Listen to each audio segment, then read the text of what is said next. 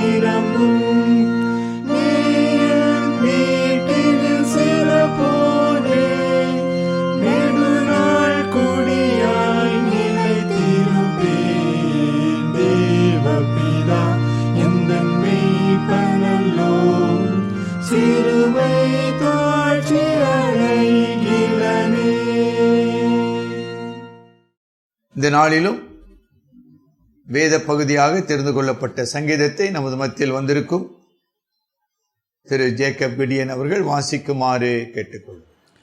வாசிக்கும்படியாக தெரிந்து கொள்ளப்பட்ட சங்கீத பகுதி 77ஆம் சங்கீதம் 1 முதல் கடைசி வரை நாம் வாசிக்க கேட்போம். சங்கீதம் 77.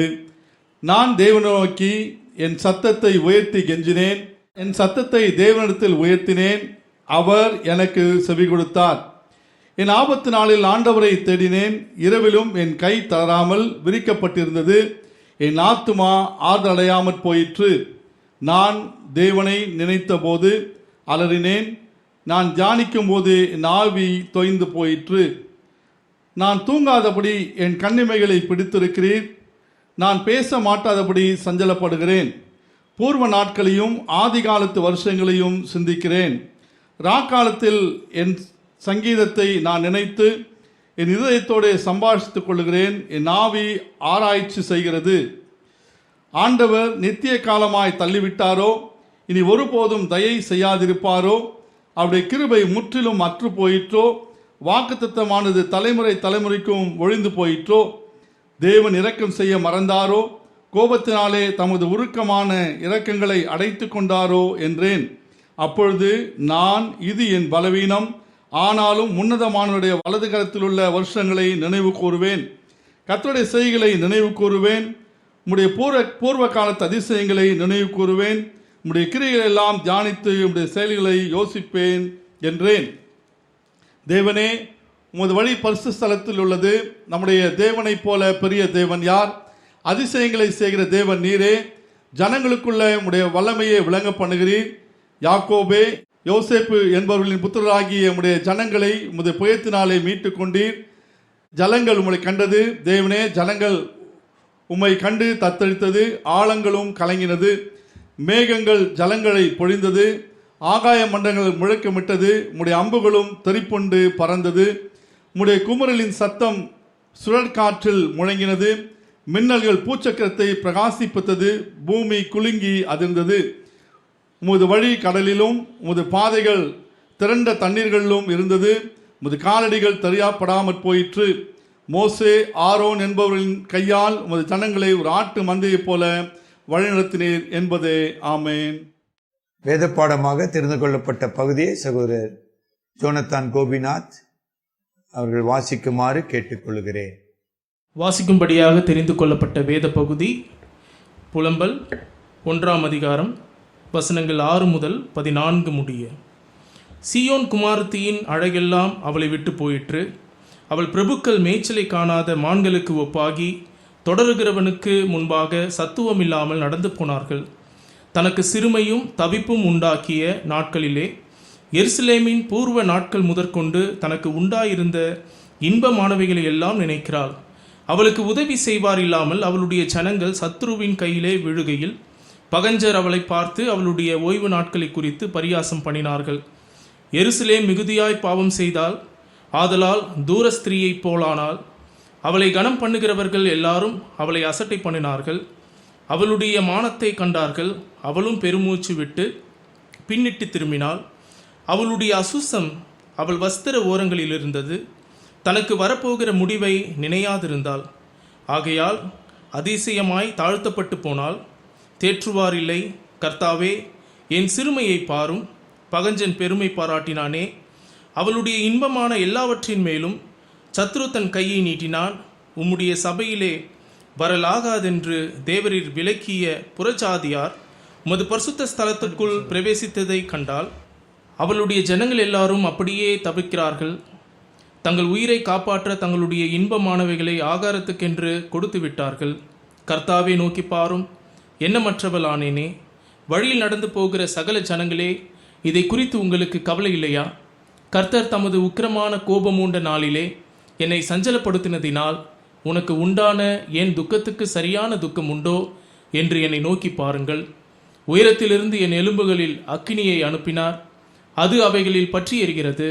என் கால்களுக்கு வலையை வீசினார். என்னை பின்னிட்டு விழப்பண்ணினார். என்னை பாழாக்கினார். நித்தம் நான் பலட்சியப்பட்டு போகிறேன். என் பாதங்களின் நுகம் அவருடைய கையால் பூட்டப்பட்டிருக்கிறது. அவைகள் பிணைக்கப்பட்டு என் கழுத்தை சுற்றி கொண்டது. என் பெலனை விழப்பண்ணினார். நான் எழுந்திருக்க கூடாதபடிக்கு ஆண்டவர் என்னை ஒடுக்குகிறவர்களின் கையில் ஒப்பு கொடுத்தார் என்பவைகளே. இந்த நாளிலும் நமது மத்தியில் வந்திருக்கும் திரு ரவிக்குமார் அவர்கள் நம்மை ஜெபத்தில் வழி நடத்துமாறு கேட்டுக்கொள்கிறேன். துதிகளின் மத்தியில் வாசமாக இருக்கும் எங்கள் அன்பின் பரலோக பிதாவே, இந்த மன மகிழ்ச்சியான காலை பொழுதுக்காய் நன்றோடு துதிக்கிற ராஜா சோத்திருக்கிறோம். இம்மட்டுமாய் கத்தாவே, நீர் எங்களோடு இருந்து ஆண்டவரே தகப்பன் தன் பிள்ளையை சுமந்துவது போல ராஜா, நீர் எங்களை ஒவ்வொரு நாளும் சுமந்து வந்தீர், பாதுகாத்து வந்தீர், பராமரித்து வந்தீர். அதற்காய் மக்கு நன்றி செலுத்துகிற ராஜா சோத்திருக்கிறோம். தேவரீர் மட்டுமாய் இந்த காலை வேளையிலும் கத்தாவே உம்முடைய பாதத்தில் அமர்ந்து உம்மை தொழுது கொள்ள, விடுதலையோடு உம்மை ஆராதிக்க, ஆண்டவரே உம்முடைய வார்த்தைகளை தியானிக்கும்படியாய் அடிமையாக எங்களுக்கு நீர் கொடுத்த இந்த மாபெரும் தயவுக்காக நமக்கு நன்றி செலுத்துகிறோம் ராஜா சோத்திருக்கிறோம். இசப்பா, எத்தனையோ பேர் கிடைக்காத இந்த மாபெரும் கிருபையும் தயவும் நீர் எங்களுக்கு கூட்டி தந்தீர். அதற்காக நமக்கு நன்றி செலுத்துகிறோம்.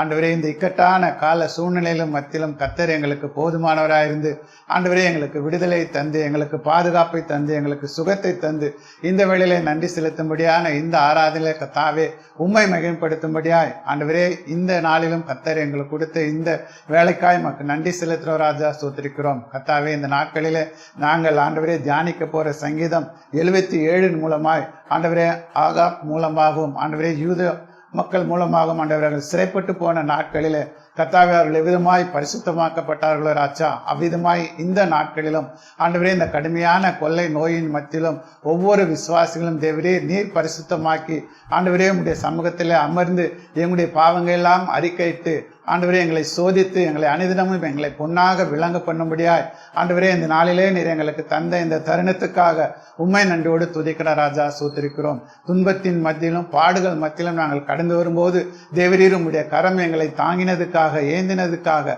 பலப்படுத்தினதுக்காக நாங்கள் நன்றி செலுத்துகிற ராஜா சூத்திருக்கிறோம்.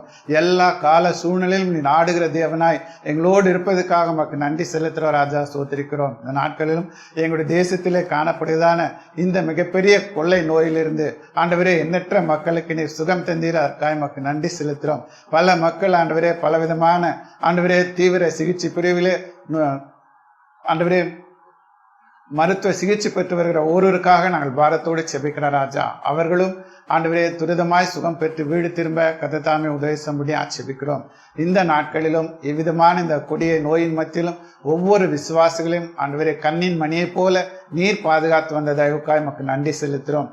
தேவன் தாமே இந்த நாட்களிலே இந்த கடுமையான சூழ்நிலையில மத்தியிலும் எங்களுடைய தேசத்திலே பலவிதமான இயற்கையின் சீற்றங்களானாலும் ஆண்டவரே கொள்ளை நோயானாலும் கர்த்தாவே உம்முடைய கரம் இருந்து ஆண்டவரே நாங்கள் பல உயிர்களை இழக்காமல் நீர் பாதுகாத்து தருகிறீரே ராஜா, அதற்காக நமக்கு நன்றி செலுத்துகிறோம். ஏசப்பா, இந்த கொள்ளை நோயை நீர் துரிதமாய் ஆண்டவரே முடிவுக்கு கொண்டு முடியாது உங்களுடைய கரத்தில் ஒப்பிட்டு செபிக்கிற ராஜா.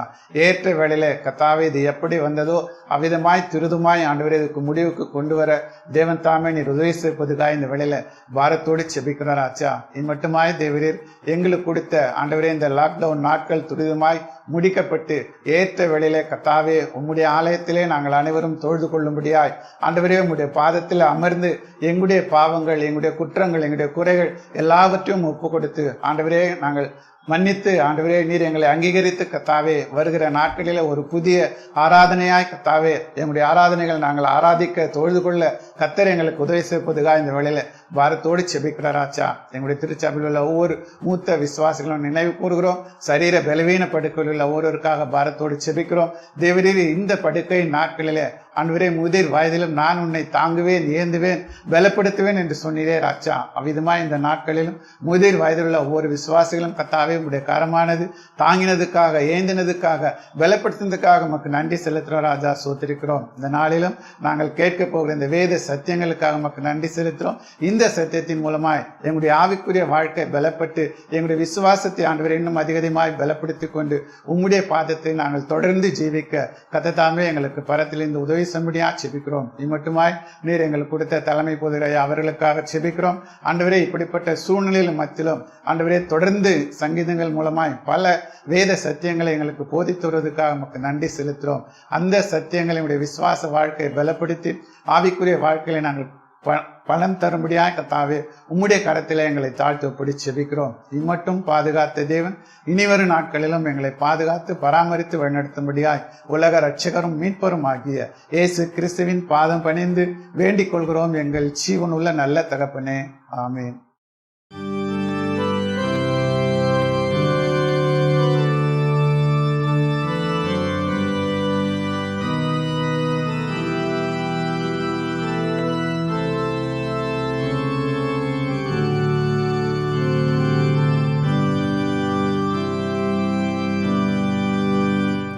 சர்வசிருஷ்டிக்கும் எஜமான நீரே, சர்வசிருஷ்டியை காப்பவர் நீரே, எங்கள் இதயத்தில் உம்மை போற்றுகின்றோம், என்றென்றும் பணிந்து தொழுவோம்.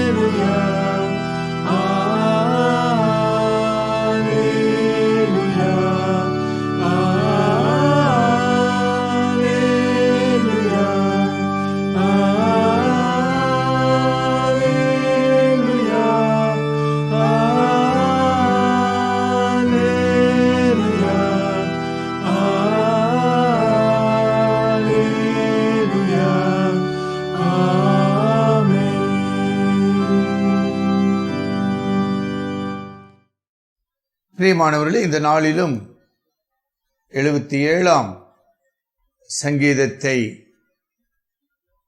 நாம் தியானிக்க இருக்கிறோம். இன்றைக்கு உலகமெங்கும் நாம் பார்த்து கொண்டிருக்கிற அழிவுகள், மரணங்கள், போராட்டங்கள், இவைகள் பெருமளவிலே உலகத்தையும் தனி மனிதர்களாகிய நம்மையும் பாதிக்கிறதை நாம் உணர்கிறோம். இங்கு ஆசா என்பவர் எருசலேம் தேவாலயத்திலே இசைக்குழுவினருடைய தலைவராயிருக்கிறார். அவர் தன்னுடைய வாழ்வில் கடந்து வந்த பாடுகளின் பாதையை இங்கு சங்கீதமாக பாடிக்கொண்டிருக்கிறார். அவர் பயன்படுத்துகிற ஒரு சில பதங்கள் யூத மக்கள் பாபிலோனிய சிறையிருப்பிலே இருந்தபோது அவர்கள் பயன்படுத்தின வார்த்தைகளாக இருக்கின்றன. எரேமியா தீர்க்கதரிசியின் புலம்பல் புத்தகத்திலே அதை நாம் வாசிக்க பார்க்கிறோம். யூதேயா தேசம் அழிக்கப்பட்டு யூத மக்கள் பெருமளவு கொல்லப்பட்டு யூதர்கள் நேபுகாத் நேச்சார் மன்னராலே பாபிலோனுக்கு சிறை கைதிகளாக எடுத்து செல்லப்படுகிறார். அப்படிப்பட்ட ஒரு சூழ்நிலையிலே 74ஆம் சங்கீதம், 77ஆம் சங்கீதம், 78ஆம் சங்கீதம், 79ஆம் சங்கீதம், இந்த 4 சங்கீதங்கள் யூதேயாவின் துன்பத்தின் மத்தியில், வேதனையின் மத்தியில் அல்லது அந்த பின்னணியில் எழுதப்பட்டிருக்க வேண்டும் என்று பொதுவாக வேத வல்லுநர்கள் கூறுகிறார்கள். இந்த சங்கீதங்களுக்கு அங்கு கூட சொல்லப்பட்டிருக்கும். இந்த சங்கீதங்கள் போதனையின் சங்கீதங்கள் என்று அழைக்கப்படுகின்றன. அதாவது துன்பத்தின் மத்தியிலே, வேதனையின் மத்தியிலே ஆவியானவர் தம்முடைய மக்களுக்கு கடவுளுடைய அன்பையும் கடவுளுடைய கிருபையையும் கடவுளுடைய சத்தியத்தையும் வெளிப்படுத்தும் வண்ணமாக இந்த சங்கீதங்கள் எழுதப்பட்டுள்ளன. இந்த உலகத்திலே பொதுவாக கேட்கப்படுகிற கேள்விகள், ஏன் இந்த உலகத்தில் தீமை இருக்கிறது? இந்த தீமைக்கு காரணம் யார்?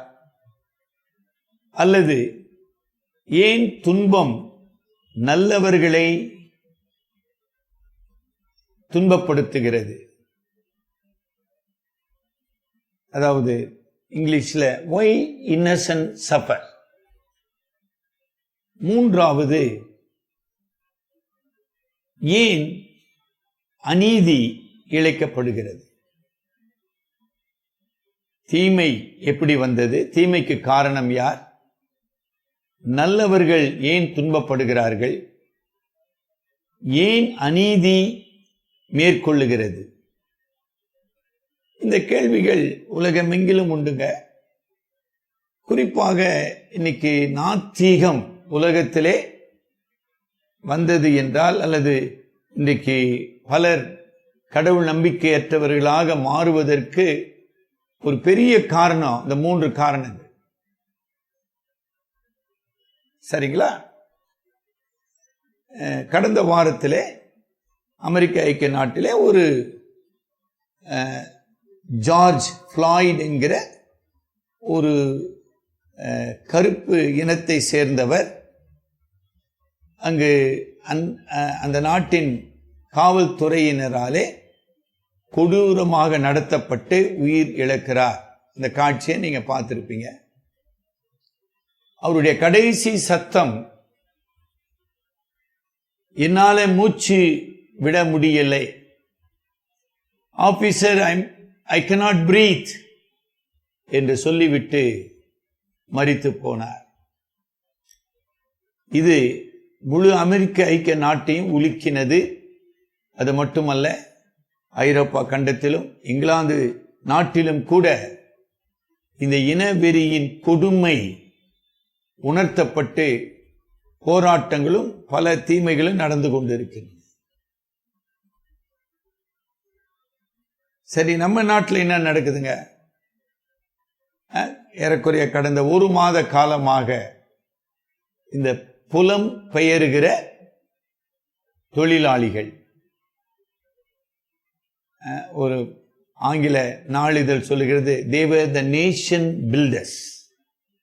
இன்றைக்கு நாட்டின் பல கட்டுமான பணிகளை தங்களுடைய உடல் உழைப்பினாலே அவர்கள் கட்டி கொண்டிருக்கிறார்கள்.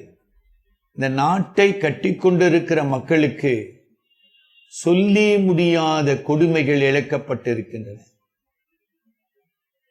சென்னை உயர்நீதிமன்றம் ஆனாலும் சரி, உச்ச நீதிமன்றம் ஆனாலும் சரி, பல முறை அரசுகளை எச்சரித்திருக்கிறது. நீங்கள் அவர்களுக்கு செய்ய வேண்டிய நியாயமான உதவிகளை செய்ய தவறிவிட்டீர்கள். அப்ப இதுக்கு பேர் கொடுமை, அநீதி. அப்ப இதை பார்க்கும் பொழுது இயல்பாக ஒரு மனிதனுடைய சிந்தையிலே கடவுள் இருக்கிறாரா, கடவுள் இருந்தால் இப்படியெல்லாம் நடக்குமா என்ற கேள்வி வருதுங்க. நம்முடைய திருச்சபையில ஒரு சில ஆண்டுகளுக்கு முன்னதாக யோபு புத்தகத்தின் பேரிலே நாம் தொடர்ச்சியாக தியானித்திருக்கிறோம். அதை நீங்கள் கேட்டிருப்பீர்கள் என்று நம்புகிறேன். ஒருவேளை அதை நீங்கள் கேட்காதிருப்பீர்களானால் அதை நீங்கள் கேட்பது ரொம்ப பிரயோஜனமா இருக்கும்.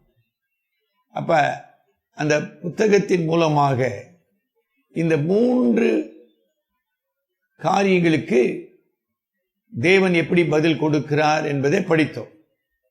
அதாவது, தீமைக்கு காரணம் எது? நல்லவர்கள் ஏன் துன்பப்படுகிறார்கள்? இந்த உலகத்திலே ஏன் அநீதிகள், கொடுமைகள் இழக்கப்படுகின்றன? கருமையானவர்களே, இந்த மிகப்பெரிய ஒரு தத்துவ ரீதியான ஒரு பிரச்சனை, அந்த பிரச்சனையை 77ஆம் சங்கீதத்திலே பிரதிபலிக்கிறதை நம்ம பார்க்கிறோம். இங்கு ஆசா ஒரு தனி மனிதனாக கடும் பாடுகளுக்குள்ளாக, வேதனைக்குள்ளாக கடந்து செல்லுகிறார். அவருடைய சரீரம் பாதிக்கப்பட்டிருக்கிறது இல்லைங்களா? 4ஆம் வசனத்தில், நான் தூங்காதபடி என் கன்னிமைகளை பிடித்திருக்கிறீர் என்று சொல்லுகிறார். அவருடைய ஆத்துமா அல்லது மனம் வேதனைப்படுகிறது. 2ஆம் வசனத்தில் சொல்லுகிறார், என் ஆத்துமா ஆறுதல் அடையாமல் போயிற்று. 4ஆம் வசனத்தின் பிந்தின பகுதியிலே, நான் பேச மாட்டாதபடி சஞ்சலப்படுகிறேன். சரிங்களா? அது மாத்திரமல்ல, அவருடைய ஆவி தேவனை தொழுது கொள்ள முடியாதபடி அது தடைப்படுகிறத நம்ம பார்க்கிறோம். அவர் என்ன சொல்லுகிறார்? 3ஆம் வசனத்திலே பிந்தின பகுதியிலே, நான் தியானிக்கும் போது என் ஆவி தோய்ந்து போயிற்று. கடவுளை உற்சாகத்தோடு நான் ஆராதிக்க விரும்புகிறேன், அவரை துதிக்க விரும்புகிறேன், ஆனா என்னால முடியல. அதே 3ஆம் வசனத்தின் ஆரம்பத்திலே, நான் தேவனை நினைத்த போது அலறினேன். ஒரு அன்புள்ள கடவுள், என்னை ஆதரிக்கிற கடவுள், தகப்பன் என்கிற உறவிலே நான் அறிந்திருக்கிற கடவுளை நினைக்கும் போது ஏன் அலற வேண்டும்? ஏனென்றால் ஆசாப்பும் யூதயா மக்களும் சந்தித்த சூழ்நிலை ஒரு கடூரமான, கொடுமையான ஒரு சூழ்நிலையை அவர்கள் கடந்து சென்று கொண்டிருக்கிறார்கள். சரிங்களா? மனிதனுடைய சரீரம், மனிதனுடைய ஆத்மா அல்லது மனம், மனிதனுடைய ஆவி அங்கு கடுமையாக பாதிக்கப்படுகிறதை பார்க்கிறோம்.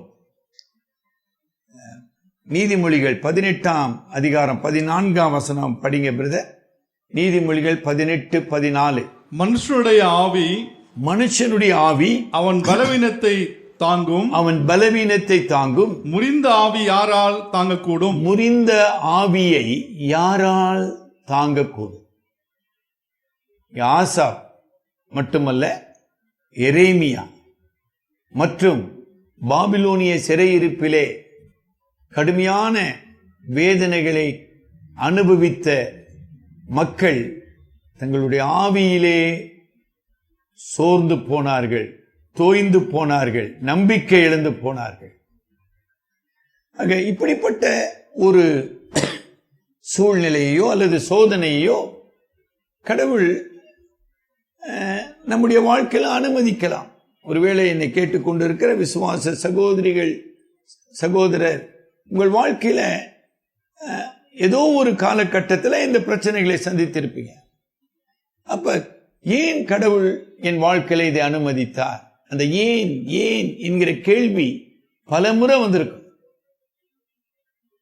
அப்படிப்பட்ட சூழ்நிலையில இந்த சங்கீதக்காரன், இந்த சங்கீதம் 2 பிரிவாக பிரிக்கப்படுகிறது. முதல் இல்லைங்களா 9 வசனங்களிலே ஆசாப் தன்னுடைய வேதனையின் அனுபவங்களை விவரிக்கிறார். ஆனால் 10 முதல் அந்த சங்கீதம் முடிகிற 20 வரை அந்த வேதனையிலிருந்து அவர் விடுதலையாக்கப்பட்டு ஆறுதல் அடைந்து அவர் நம்பிக்கையோடு தேவனை ஆராதிக்கிறதை பார்க்கிறோம். ஆகவே இந்த தியானத்திற்கு மனித வேதனையில் ஆறுதல் அளிக்கும் கர்த்தர், வேதனையின் மத்தியில் நீங்காத வற்றாத தெய்வீக ஆறுதலை அளிக்கும் கர்த்தர் என்கிற ஒரு தலைப்பை நாம் கொடுக்கலாம். 1979ஆம் ஆண்டு நான் இந்துஸ்தான் வேதாம கல்லூரியிலே கடைசி ஆண்டு படித்துக் கொண்டிருக்கிறேன். அந்த 79ஆம் ஆண்டு நவம்பர் வாக்கிலே ரஷ்யாவிலே 14 வருடங்கள் துன்புறுத்தப்பட்டு விடுதலையாக்கப்பட்ட ருமேனியா நாட்டின் பாப்டிஸ்ட் சபை போதகர் ரிச்சர்ட் உம்ப்ரண்ட் அவர்களும் அவருடைய மனைவியும் சென்னைக்கு வந்திருந்தார்கள். அவர்கள் எங்களுடைய கல்லூரியில வந்து மாணவர்களாக எங்களுக்கு அவர் தன்னுடைய சாட்சியை பகிர்ந்து கொண்டார். ரிச்சர்ட் உம்ப்ரண்ட் ஒரு யூதர். அவர் அமைதியாக ருமேனியாவிலே அவர் ஊழியம் செய்து கொண்டிருக்கிறார். ஒரு நாள் திடீரென்று ரஷ்ய காவல்துறையால் அவர் அழைத்து செல்லப்படுகிறார். அதற்கு பிற்பாடு அவருடைய நிலை என்ன ஆனது என்று முழு உலகத்துக்கும் தெரியும். சைபீரியா நாட்டிலே சிறையிருப்பில் அவர் வைக்கப்பட்டார் 14 ஆண்டுகள். அவருடைய மனதில் வந்த கேள்வி, ஏன் கடவுள் எனக்கு இந்த துன்பத்தை அனுமதித்தார்? நாம் ஆரம்பத்தில் சொன்ன why innocent suffer. 3 ஆண்டுகள் அவரால் ஜெபிக்க முடியவில்லை. அவர் எழுதுறார், அவரால் தூங்க முடியவில்லை. கம்யூனிஸ்ட காவல்துறை KGBன்னு சொல்லுவாங்க. இந்த கம்யூனிஸ்ட காவல்துறையினால சொல்லி முடியாத சித்திரவதை செய்யப்பட்டவர். சித்திரவதைனா நீங்க கேள்விப்பட்டிருக்கீங்களா என்னன்னு தெரியல. அப்ப சொன்னாரு, என்னுடைய உடம்புல, அதாவது பின்பகுதியிலும் முன்பகுதியிலும் கிட்டத்தட்ட 99 காயங்கள் இருக்குது. சும்மா சின்ன காயங்கள் இல்லைங்க, 99 காயங்களை நான் சுமந்து கொண்டிருக்கிறேன். கருமையானவர்களே, வேதனை என்பது இந்த உலகத்திலே பாவ மனிதனாலே இந்த உலகத்துக்கு வந்தது. அதை நாம் மறந்து போகக்கூடாது. பாவத்தின் விளைவுதான் வேதனையும் மரணம். அதே ஒன்றுமாக வேதம் இன்னொன்று சொல்லுகிறது, தீமைக்கு காரணம்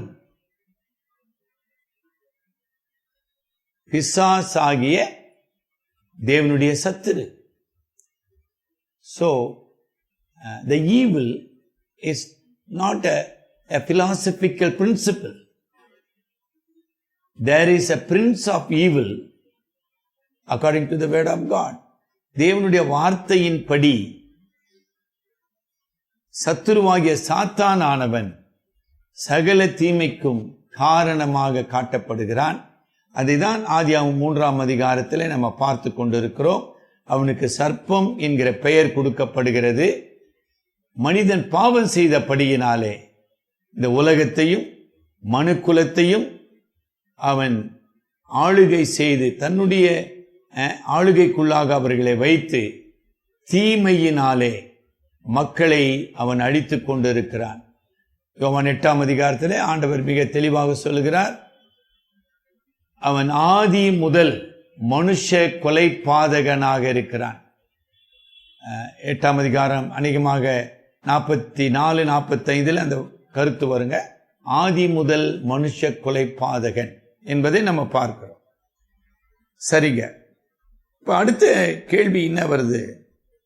சார், கடவுள் சர்வ வல்லமைன்னு நீங்க சொல்றீங்களே, வேதம் சொல்லுகிறதே, அப்ப கடவுள் இந்த தீமையை கட்டுப்படுத்த முடியாதா? ஒரு அன்பும் இரக்கமும் உள்ள கடவுள் தம்முடைய மக்கள் துன்பப்படுத்தப்படுகிறதை அல்லது வேதனைப்படுகிறதை தடுக்க முடியாதா என்கிற ஒரு கேள்வி வருது.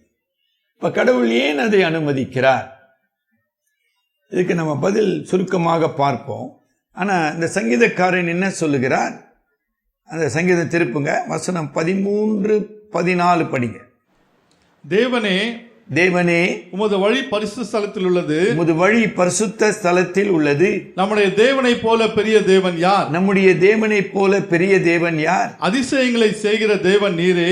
அதிசயங்களை செய்கிற தேவன் நீரே. ஜனங்களுக்குள்ளே உம்முடைய வல்லமையை விளங்க பண்ணினீர். அப்ப தேவனுடைய வழி என்பது இந்த துன்பத்தின் மத்தியிலே அவர் வெளிப்படுத்துகிறார்.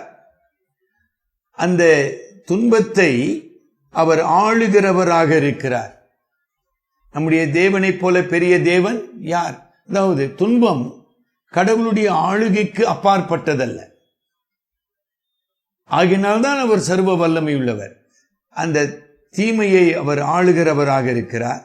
14ஆம் வசனத்தில் அவர் அதிசயங்களை செய்கிறவர். என்ன சார் அதிசயம்? இங்க நான் புரிந்து கொள்ள வேண்டிய ஒரு முக்கிய சத்தியம், துன்பம் என்கிற வேதனையிலே,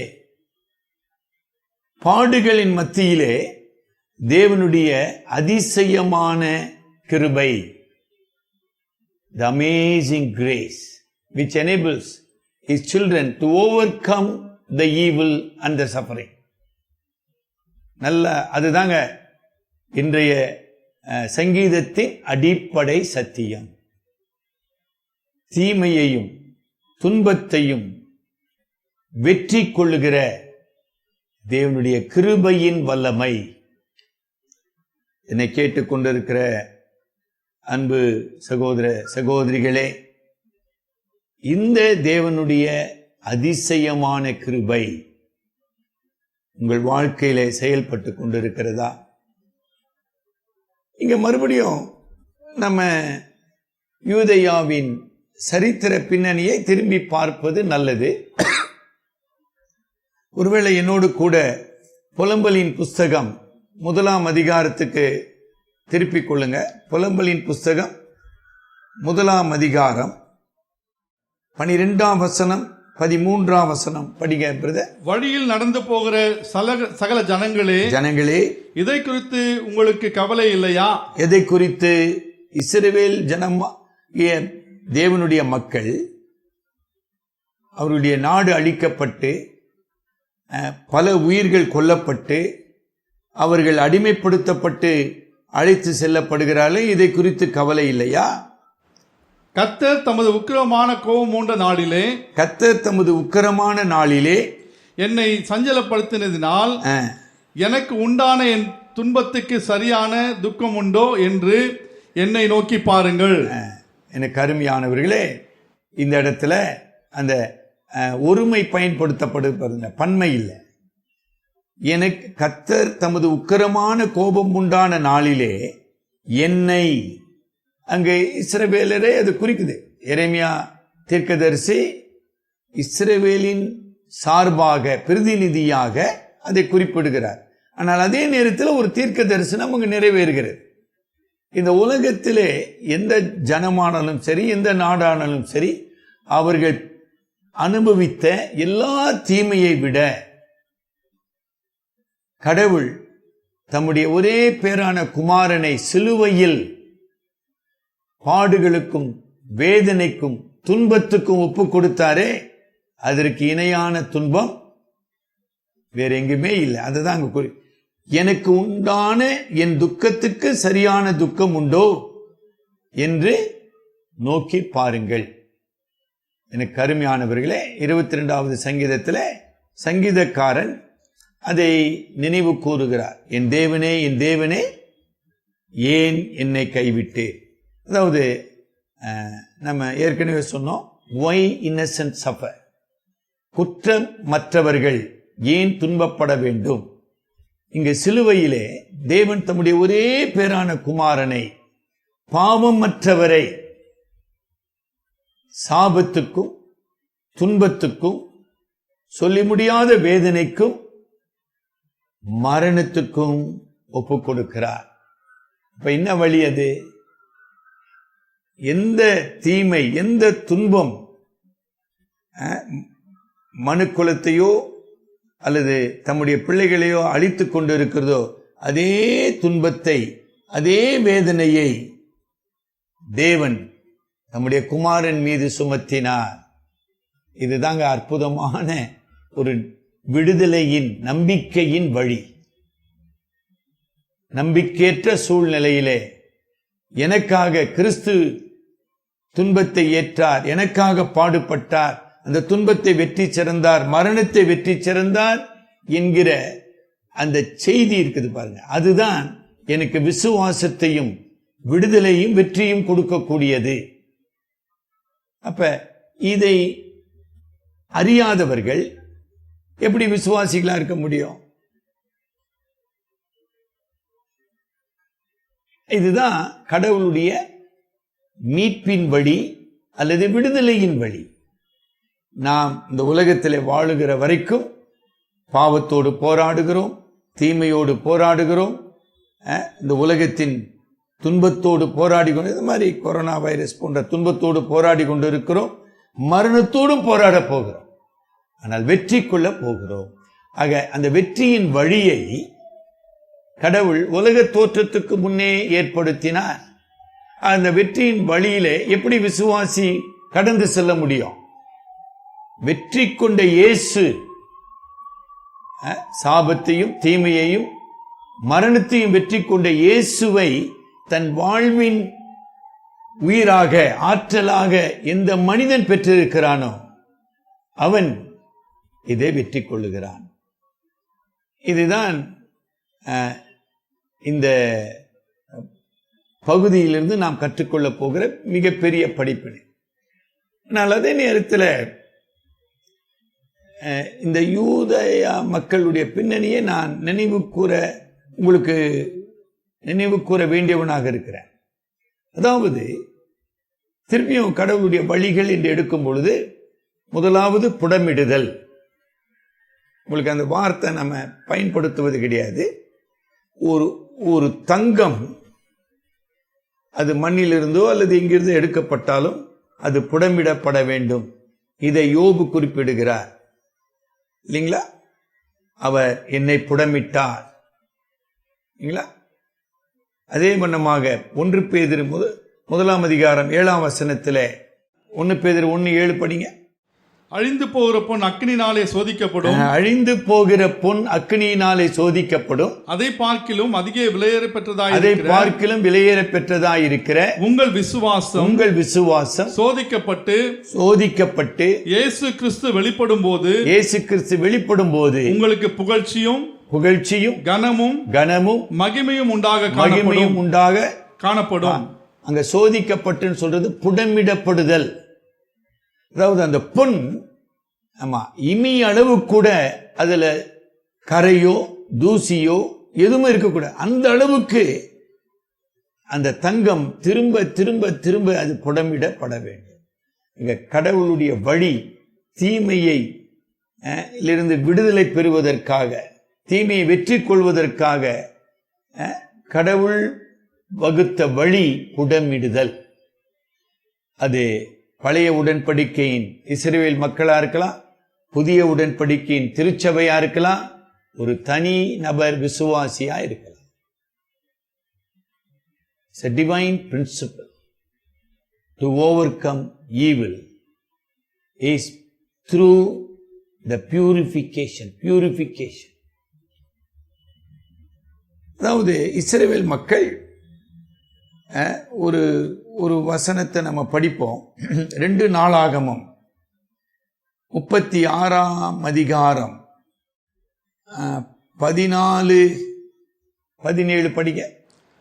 ஆசாரியரில் பிரதானமானவர்கள் யாவரும் ஜனங்களும் கூடிய புறஜாதிகளுடைய சகல அருவருப்புகளின்படியும் மிகவும் துரோகம் பண்ணி கர்த்தர் எருசலேமிலே பரிசுத்தம்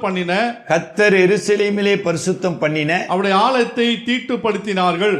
சரிங்களா? 17 ஆதலால் அவர் அவர்கள் மேல் கல்தேயரின் ராஜாவை வரப்பண்ணினார், நேபுகாத்நேச்சாரை வரப்பண்ணினார். அவர் அவர்கள் வாலிபரை அவருடைய பரிசுத்தமான ஆலயத்திலே பட்டயத்தினாலே கொன்று வாலிபரையும் கன்னியாஸ்திரீகளையும் முதியோரையும் விருதாப்பியரையும் தப்ப விடவில்லை. எல்லாரையும் தேவன் அவன் கையில் ஒப்பு கொடுத்தார். அப்ப எருசலேம் சுத்திகரிக்கப்பட வேண்டுமானால், இஸ்ரவேல் மக்கள் சுத்திகரிக்கப்பட வேண்டுமானால், நேபுகாத்நேச்சாரின் பட்டயம் எருசலேமை அழிக்க வேண்டும். புடமிடுதல். இந்த புடமிடுதல் மூலமாக என்ன செய்யப்படுகிறோம் இல்லைங்களா? இந்த உலக அது அந்நிய தெய்வங்கள்னு பழைய உடன்படிக்கையில பார்க்குங்க. நீங்க ஒரு நல்ல சத்தியம், இந்த 70 ஆண்டுகள் யூத மக்கள் பாபிலோனிய சிறையிருப்பில் இந்த திரும்பின பிற்பாடு இஸ்ரவேல் மக்களிடத்திலோ யூத மக்களிடத்திலோ விக்கிரக ஆராதனை என்பது மறுபடியும் வரவில்லை. ஆக பாபிலோனிய சிறையிருப்பு விக்கிரக ஆராதனைக்கு ஒரு முடிவு கட்டினது. அவங்க வேற தவறு செய்தாங்க. ஆனா விக்கிரக ஆராதனைக்கு மறுபடியுமாக யூத மக்கள் செல்லவில்லை. என்ன அருமையான ஒரு உண்மை. இன்றைக்கு புதிய உடன்படிக்கையின் காலத்தில் வாழ்கிற, இன்றைக்கு திருச்சபை என்று சொல்லப்படுகிற சபையின் நிலை என்ன? விக்கிரகம் இல்லைன்னு சொல்ல முடியுமா? 1 யோவான் 5ஆம் அதிகாரத்தில் யோவான் சொல்லுகிறார், சிறு பிள்ளைகளே விக்கிரகத்துக்கு விலகி, 1 யோவான் 5ஆம் அதிகாரம் கடைசி வசனம் நான் நினைக்கிறேன். பிள்ளைகளே நீங்கள் விக்கிரகங்களுக்கு விலகி உங்களை காத்துக் கொள்வீர்களாக, உங்களை சுத்திகரித்துக் கொள்வீர்களாக. அப்ப ஏன் அது எழுதப்பட்டிருக்குது? 20 நூற்றாண்டுகளாக திருச்சபையில எப்படிப்பட்ட விக்கிரக ஆராதனைகள் நடந்து கொண்டிருக்குது. சிலைகள் மட்டுமல்ல, மனிதர்கள் இன்றைக்கு தெய்வங்களாக ஹீரோ வொர்ஷிப்னு சொல்றோம் இல்லைங்களா? எவ்வளவு துக்கமான காரியம். இன்னும் எத்தனையோ தவறான நம்பிக்கைகள் இன்றைக்கு திருச்சபையை சீரழித்துக் கொண்டிருக்குது. அப்ப திருச்சபை புடமிடப்பட வேண்டுமானால் அதுக்கு துன்பம் தேவை.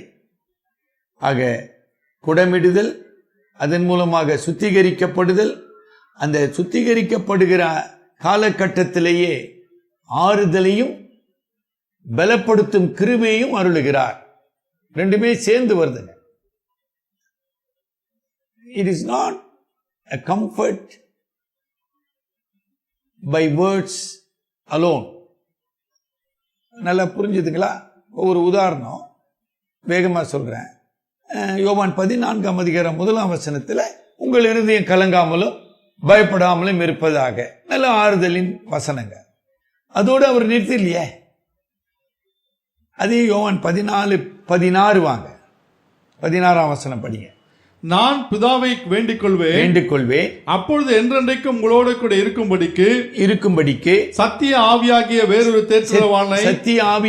வேறொரு தேற்றரவாளனை அவர் உங்களுக்கு தந்தருளுவார். ஆக கடவுளுடைய வாக்குத்தத்தம் என்பது ஒன்று, அந்த வாக்குத்தத்தத்தை அனுபவமாக்குகிற பரிசுத்தாவியின் அருள் என்பது இன்னொன்று.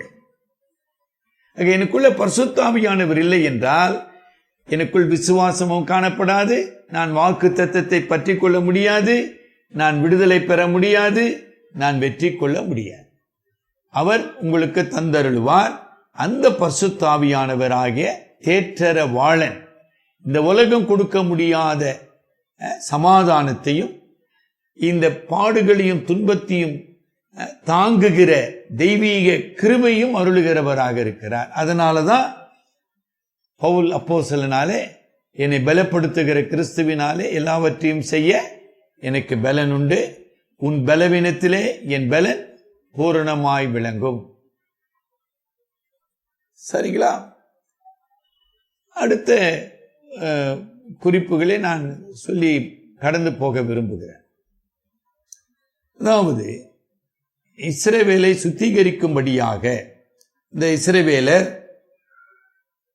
கடவுளுக்கு உண்மையற்றவர்களாய் இருந்தார்கள், உடன்படிக்கையை மீறினார்கள், நன்றி கெட்டவர்களாக அவர்கள் சுயநலம் உள்ளவர்களாக வாழ்ந்து உடன் சகோதர சகோதரிகளை அவர்கள் துன்பப்படுத்தினார்கள். ஏசாயா தீர்க்கதரிசன புத்தகம் ஆமோஸ்ல துரோகம் செய்தார்கள். என்னங்க துரோகம்? விசுவாச துரோகம். அந்த விசுவாச துரோகத்தை தான் ஓசியா தீர்க்க தரிசனத்திலே ஆவிக்குரிய விபச்சாரம் என்று கடவுள் குறிப்பிடுகிறார். இல்லைங்களா? இவ்வளவு பாவங்களையும் சுத்திகரிக்கும்படியாக தேவன் வடநாடாகிய இஸ்ரவேலையும் தென்னாடாகிய யூதேயாவையும் துன்பத்துக்கும் சிறையிருப்புக்கும் அனுமதிக்கிறதை பார்க்கிறோம். சரிங்க, நீங்க அடுத்த 8ஆம் வசனம் முதல் 9ஆம் வசனம் வரைக்கும் நீங்கள் வரும்போது அடுத்த பிரச்சனைக்குள்ள ஆசாப் நம்மை கொண்டு போகிறார்.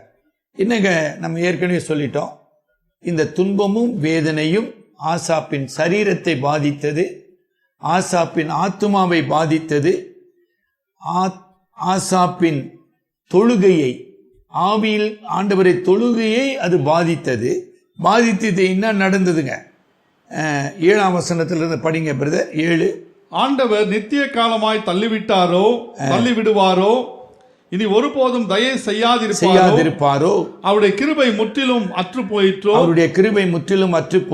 வாக்குத்தத்தமானது தலைமுறை தலைமுறைக்கும் ஒழிந்து போயிற்றோ, கர்த்தருடைய வாக்குத்தத்தம் ஒழிந்து போயிற்றோ, தேவன் இரக்கம் செய்ய மறந்தாரோ, இரக்கங்களின் பிதா இரக்கத்தின் ஆண்டவர் இரக்கம் செய்ய மறந்தாரோ, கோபத்தினாலே தமது உருக்கமான இரக்கங்களை அடைத்துக் கொண்டாரோ என்றேன்.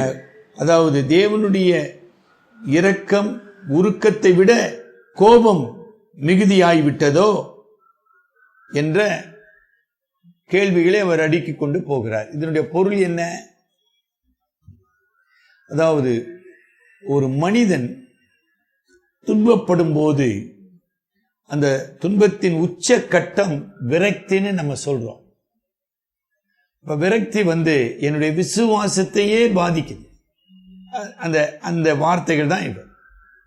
அப்ப ஒரு ஞானமுள்ள கடவுள், அன்புள்ள கடவுள், கிருபையின் ஆண்டவர் இல்லைங்களா, எல்லையில்லாத இரக்கத்தை உடையவர். அப்படிப்பட்ட கடவுள் இரக்கம் செய்ய மறந்தாருன்னு சொல்ற அளவுக்கு ஆசாப்பின் ஆவி, ஆசாப்பின் விசுவாசம் தளர்ந்து போனது.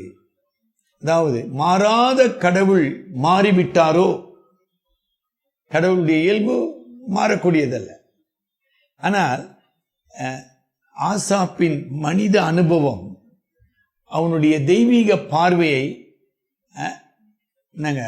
களங்கப்படுத்துகிறது அல்லது மங்கச் செய்கிறது. அது ஒரு பெரிய ஆவிக்குரிய பிரச்சனை. கட்டாயமாக ஒரு விசுவாசியினுடைய வாழ்க்கையில் அது நிகழ முடியும். எனக்கு தெரிந்த ஒரு நண்பர், அவர் கல்கத்தாவில் பேப்டிஸ்ட் சபை போதகராக இருந்தார். பின்னால் இங்கே பெங்களூர் பேப்டிஸ்ட் சபைக்கு அவர் மாற்றலாகி வந்தார். திடீரென்று ஒரு 2 வருஷத்தில் புற்றுநோய் வந்து மரித்து போனார். அப்போ அவருக்கு ஒரு பையன், 12 வயசு பையன், அவன் பேர் டேனியல். அவனுக்கு ஒரு 3 வயசு 4 வயசு பெரிய அக்கா. அந்த 12 வயசு பையன் டேனியல் அவங்க அம்மாவை கேள்வி கேட்குறான், அவங்க மாமாவை கேள்வி கேட்குறான், எல்லாரையும் கேள்வி கேட்குறான். எங்க அப்பா கடவுளுக்கு தானே ஊழியம் செய்தாரு, ஏன் கடவுள் எங்க அப்பாவை சுகப்படுத்தவில்லை, காப்பாற்றவில்லை? ஒரே கேள்விதான், 12 வயசுல கேட்கிறான். ஏன் எங்க அப்பாவை கடவுள் காப்பாற்றவில்லை? அவன் கேள்விக்கு யாரும் சரியான பதில் கொடுக்கவில்லை. அதன் விளைவு என்ன? அவன் கடவுள் இல்லை என்ற முடிவுக்கு வந்தான். இவ்வளவுதான் விஷயம். இந்த மாதிரி நிறைய பேர் உங்க குடும்பத்தில் அல்லது நம்ம குடும்பத்தில் இது நிகழ முடியும். அதுதான் நான் ஆரம்பத்தில் சொன்னேன். தீமைக்கும் நல்லவர்கள் துன்பப்படுவதற்கும் அநீதிகள் ஆளுகை செய்வதற்கும் யார் காரணம்? அப்ப கடவுள் ஏன் அதை தடுக்கவில்லை? சமீப காலத்தில் டாக்டர் ரவி சகரியாஸ் மரித்து போனார். அவருடைய செய்தியை ஒன்று நான் கேட்டுக்கொண்டிருந்தேன். ஒரு அழகான பதிலை அவர் கொடுக்கிறார். அதாவது இந்த உலகத்தில் தீமை இருக்கிறது, ரியாலிட்டி. இந்த உலகத்தில் இன்னசென்ட் சஃபர், நல்லவர்கள் துன்புறுத்தப்படுகிறார்கள், உண்மை. சரிங்களா? அநீதி ஆளுகை செய்கிறது. ஆனால் இதோடு நீங்க நிறுத்திவிடக்கூடாத. கடவுள் ஞானம் உள்ளவராக இருக்கிறார். God is all wise. அவர் தீமையை அனுமதித்தாலும் கடவுள் ஞானம் உள்ளவராக இருக்கிறார். அப்ப அதனுடைய பொருள் என்ன? அவர் இந்த நிகழ்ந்த தீமையை நன்மையாக மாற்ற வல்லவராயிருக்கிறார். அதுக்கப்புறம் ஒரு அழகான கருத்து சொன்னார். There is a time element. அப்படி சொல்லிட்டு தன்னுடைய சாட்சியை சொன்னார். 17வது வயதில் நான் தற்கொலைக்கு முயற்சி செய்து மருத்துவமனையில் இருக்கிறேன். டெல்லி மருத்துவமனையில் எல்லாரும் என்னை விட்டு போயிட்டாங்க. No hope. 17 வயசு சொல்ற. அந்த 17 வயசுல எனக்கு நானே என்னுடைய தோல்வியினாலே தற்கொலைக்கு முயற்சி செய்தேன். ஆனா கர்த்தர் என்னை காப்பாற்றி இத்தனை ஆண்டுகள் அவருடைய வல்லமையினாலே என்னை வழி நடத்தி அவருடைய மகிமையை பாத்திரமாக பயன்படுத்தினார். ஆக தீமையை நன்மையாக மாற்றுகிற கடவுளின் சர்வ வல்லமை, தீமையை நன்மைக்கேதுவாக மாற்றி அமைக்கிற தெய்வீக ஞானம், தெய்வீக அருள். அதோடு கூட அவர் சொன்ன கருத்து, God uses time to restoration, to renewal, to glorify His power and His grace. ஆக எனக்கு அருமையானவர்களே, கடவுளுடைய வழிகள் நம்முடைய எண்ணத்திற்கும் நம்முடைய அனுபவத்திற்கும் நம்முடைய அறிவுக்கும் அப்பாற்பட்டவைகள். சரிங்களா? இப்ப 11 படிங்க. 11ஆம் வசனம். கர்த்தருடைய செயல்களை நினைவு கூறுவேன், உம்முடைய பூர்வ காலத்து அதிசயங்களையே நினைவு கூறுவேன். 12ஆம் வசனம். உம்முடைய கிரியைகள் எல்லாம் தியானித்து உம்முடைய செயல்களை யோசிப்பேன் என்றேன். ஆக நாம் துன்பத்தின் மத்தியிலே கடந்து செல்ல போது எவ்விதமாக கர்த்தர் நம்மை பலப்படுத்துகிறார் அல்லது எவ்விதமாக ஆவியானவர் நமக்கு உதவி செய்கிறார் என்கிற சில படிப்பினைகளை இந்த வசனங்களிலே கற்றுக்கொள்ளுகிறோம். ஆக 10ஆம் வசனத்தின் பிந்தின பகுதியிலே உன்னதமானவருடைய வலது கரத்தில் உள்ள வருஷங்களை நினைவு கூறுவேன். அதாவது என்னை துன்பப்படுத்தினாலும் என்னை வேதனைப்படுத்தினாலும் என்னை அவர் அழித்து போடுவதில்லை. ஒரு அழகான வசனத்தை 118ஆம் சங்கீதம் 17-18.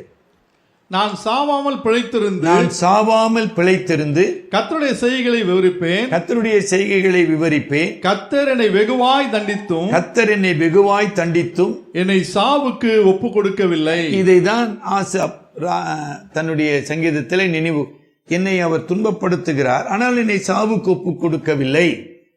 நான் சாவாமல் பிழைத்திருந்து, ஆக என்னுடைய வாழ்க்கையிலே அந்த கிருபையின் விடுதலை, கிருபையின் உயிர்ப்பித்தல் நிகழும் போது கடவுளுடைய வல்லமையை நான் விவரித்துக் கொண்டிருப்பேன் என்று சொல்கிறார். அது ஒரு முக்கியமான காரியம். 11வது வசனத்தில் கர்த்தருடைய செய்கைகளை நினைவு கூறுவேன், உம்முடைய பூர்வ காலத்து அதிசயங்களையே. இங்கு ஆசா இஸ்ரவேலின் வரலாற்றிலே கடந்த காலத்தில் கர்த்தர் செய்த அற்புத செயல்களை நினைவு கூறுகிறார்.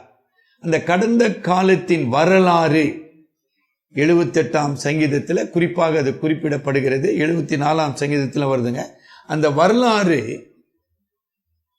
கடவுளுடைய வல்லமையை, கடவுளுடைய மாறாத தன்மையை, ஃபெய்த்ஃபுல்னஸ் ஆஃப் காட், கடவுளுடைய கிருபையை வெளிப்படுத்தி கொண்டிருக்கிறது. என்னுடைய தனிப்பட்ட வாழ்க்கையிலும் இந்த கடவுளுடைய வல்லமை, கடவுளுடைய உண்மை, கடவுளுடைய கிருபை, கடவுளுடைய விடுதலை நம்ம நிச்சயமாக சாட்சி சொல்ல முடியும். அதில் நம்ம கட்டாயமாக கடந்த காலத்தை திரும்பி பார்க்க வேண்டும். நம்முடைய மிஷன் மூலமாக கடவுளின் செயல்கள் ஒரு புத்தகம் வெளியிட்டு இருக்கிறோம். ஜான் ஃப்ளேவல், 17ஆம் நூற்றாண்டில் வாழ்ந்த தேவனுடைய மனிதனாகிய ஜான் ஃப்ளேவல் அந்த புத்தகத்தை எழுதுகிறார். மனசோர்வு, பயம், விரக்தி, அவிசுவாசம், அவநம்பிக்கையிலிருந்து விடுதலை பெறுவதற்கு பரிசுத்த ஆவியானவர் நமக்கு கொடுக்கிற வழி தேவனுடைய வல்லமையுள்ள செயல்களை நினைவு கூறுதல். ஆசா இஸ்ரவேலினுடைய பழைய காலத்தை திரும்பி பார்த்து நினைவு கூர்ந்தாருங்க. ஆனால் விசுவாசிகளாகி நீங்களும் நானும் சிலுவையை பார்த்து நாம் பலனடைய வேண்டும், புதுப்பிக்கப்பட வேண்டும். எவ்வளவு அற்புதமான ஒரு ஆசீர்வாதத்தை தேவன் நமக்கு கொடுத்திருக்கிறார். ஆக இந்த உண்மையை நாம் எங்க வாசிக்கிறோம்? ரோமர் 8ஆம் அதிகாரம் 36-37 வசனங்களிலே, கிறிஸ்துவின் அன்பை விட்டு நம்மை பிரிப்பவன் யார்? கிறிஸ்துவின் அன்பை விட்டு நம்மை பிரிப்பவன் யார்? உபத்திரவமோ, வியாகுலமோ, துன்பமோ, பசியோ, நிர்வாணமோ, நாசமோசமோ, பட்டயமோ, இவை எல்லாவற்றிலேயும் நாம் நம்மில் அன்பு கூறுகிறவராலே முற்றும் ஜெயம் கொள்கிறவராய் இருக்கிறோமே. பிரியமானவர்களே, கிறிஸ்து பாவத்தையும் தீமையையும் சாபத்தையும் மரணத்தையும் வெற்றி சிறந்தபடியினாலே அந்த கிறிஸ்து என்னோடு கூட இருக்கிறார். அவருடைய ஆவியானவர் இந்த உலகம் கொடுக்கக்கூடாத நம்பிக்கையும் சமாதானத்தையும் அருளி என்னை உயிர்ப்பிக்கிறார். ஆகையினாலே நான் விடுதலை பெறுவேன். சரிங்களா? 14ஆம் வசனத்தில் 77 சங்கீதம் 14, அதிசயங்களை செய்கிற தேவன் நீரே, ஜனங்களுக்குள்ளே உம்முடைய வல்லமையை விளங்க பண்ணினீர். ஒரு உண்மை நிகழ்ச்சி என் மனதுக்கு வருது. அதை சொல்லி நான் இந்த தியானத்தை முடிக்க விரும்புகிறேன்.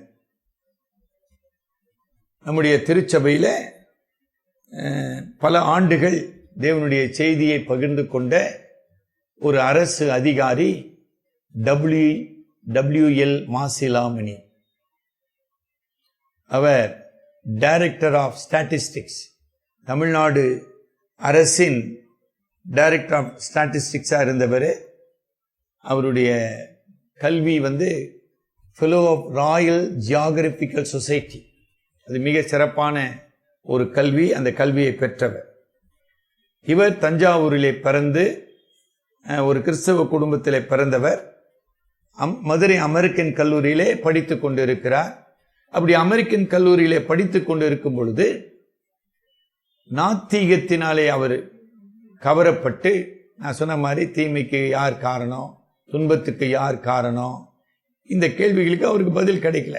நாத்திகத்தினாலே கவரப்பட்டு நாத்திக மன்றத்தை அமெரிக்கன் கல்லூரியில் அவர் ஏற்படுத்த விரும்புகிறார்.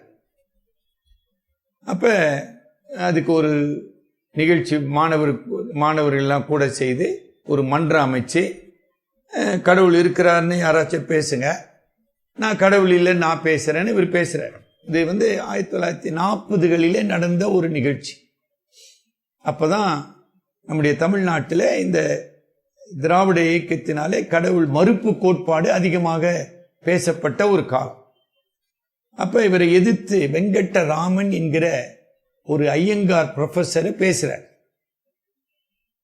அவருக்கு ஒரு ஆச்சரியம், மாசிலாமணி ஒரு கிறிஸ்தவர், அவர் கடவுள் இல்லை என்று வாதாடுகிறார். வெங்கட்ராமன் என்கிற ஒரு ஐயங்கார் கடவுள் இருக்கிறார் என்று வாதாடுகிறார். அதுல மாசிலாமணி ஒரு ஸ்டூடெண்ட், மிக சிறப்பாக அவர் தன்னுடைய வாதங்களை எடுத்து வைத்து கடவுள் இல்லை என்று சொல்லப்படுகிறது. மன்றம் கல்லூரி அனுமதி கொடுத்துட்டாங்க, நாத்திக மன்றம் உருவாக்கப்பட்டது. ஆனால் அந்த நிகழ்ச்சி முடிந்து போகும்போது அந்த பேராசிரியர் மாசிலாமணியை கூப்பிட்டு, மாசிலாமணி,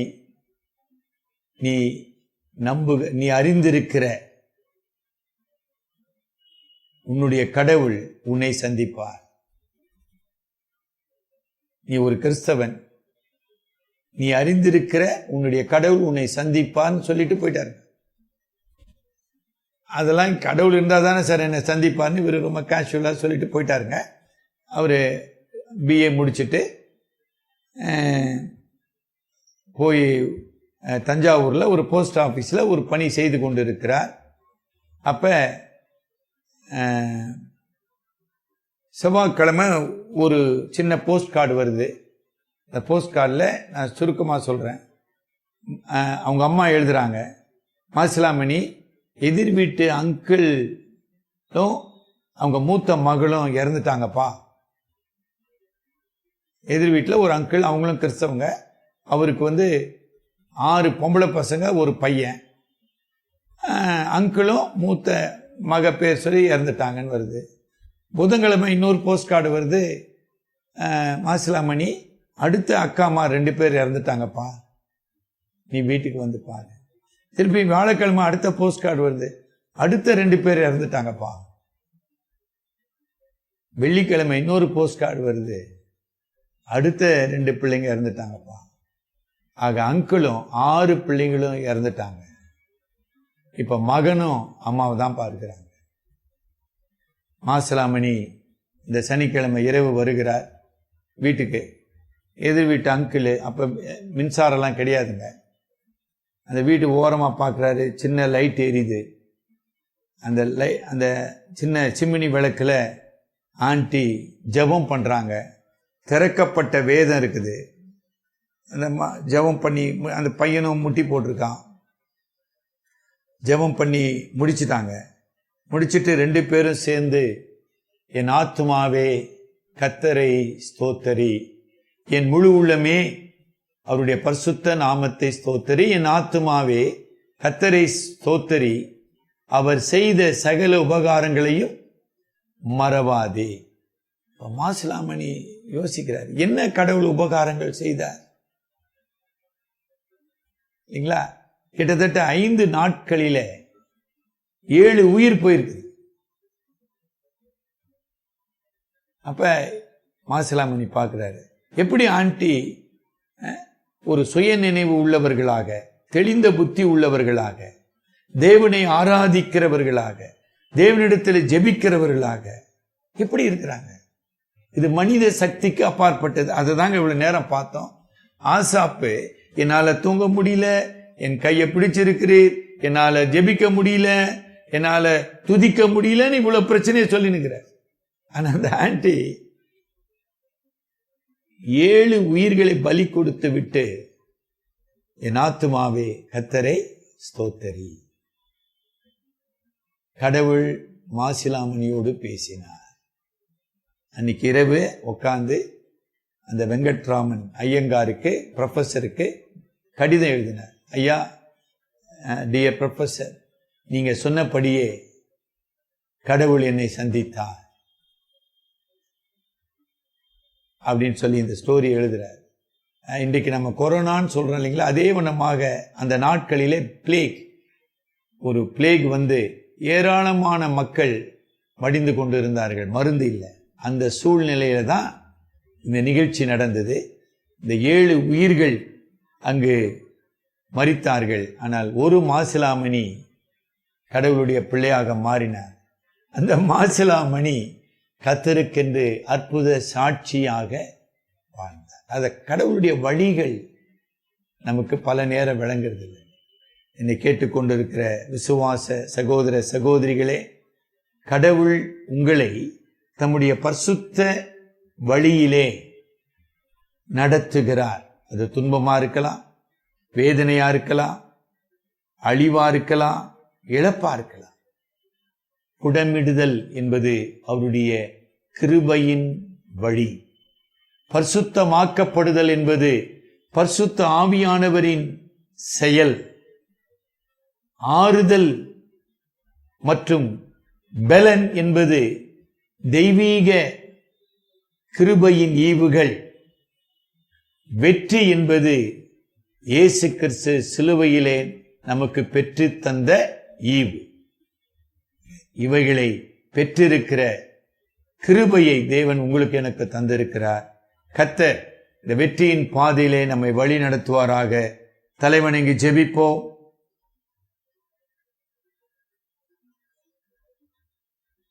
நேற்றும் இன்றும் மாறாத எங்கள் ஜீவனுள்ள நல்ல தேவனே,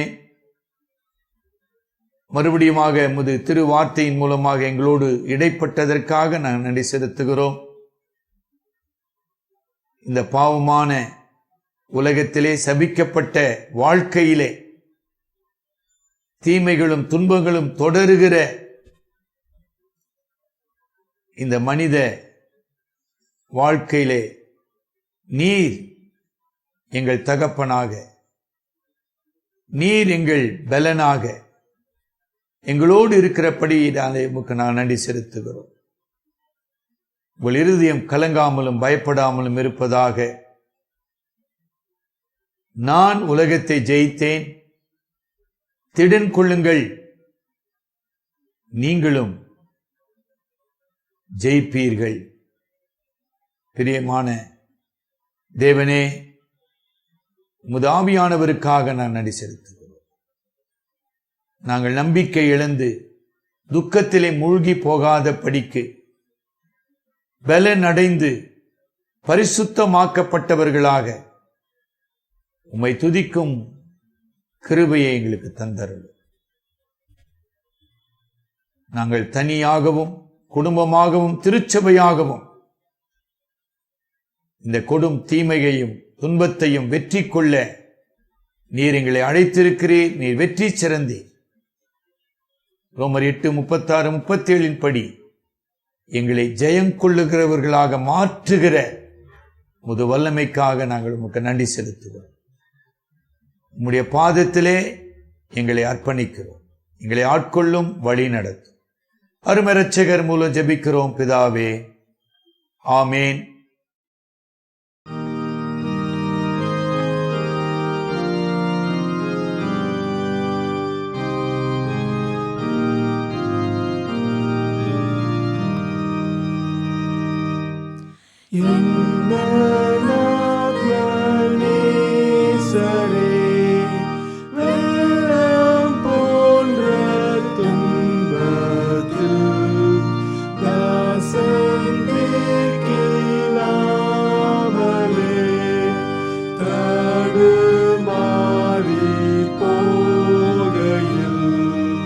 தஞ்சம்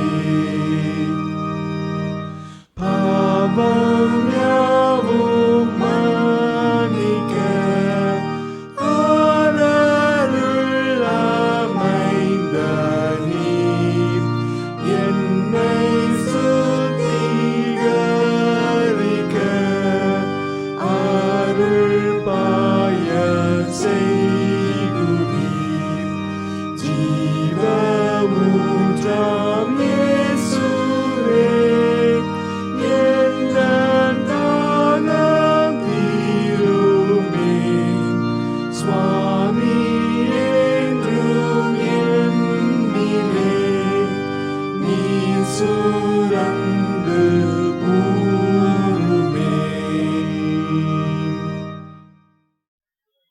நம்முடைய கர்த்தராகிய இயேசு கிறிஸ்துவின் கிருபையும் பிதாவாகிய தேவனுடைய அன்பும் பரிசுத்த ஆவியானவரின் திவ்ய பலனும் சமாதானமும் நம் அனைவரோடும் எப்பொழுதும் இருப்பதாக. ஆமேன்.